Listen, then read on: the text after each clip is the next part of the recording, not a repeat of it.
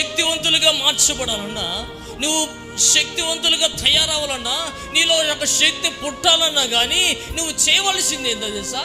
ప్రార్థన అనే భక్తి చేయాల. హల్లెలూయా, హల్లెలూయా.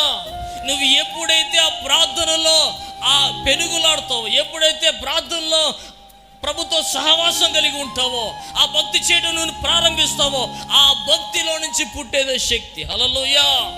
అందుకే యోబు అంటాడు ఏమనంటే, నీ భక్తి నీకు శక్తిని పుట్టించదా, నువ్వు చేస్తున్న ప్రార్థన నీలో శక్తి పుట్టించదా అని యోబు మాట్లాడుతున్న ఈ మాట. నీ అంతరంగ పురుషు శక్తివంతులుగా మార్చబడాలంటే నువ్వు ఖచ్చితంగా దేవుని యందు భక్తి చేసేటప్పుడు నీ భక్తి ఏమవ్వాలంట? సాధన చేయబడాలా. నువ్వు చేస్తున్న ప్రార్థన అయినా కానీ అది సాధన చేస్తుండాలా. అప్పుడే ఆ భక్తిలో నుంచి పుట్టేదే ఆయన శక్తి. హల్లెలూయా.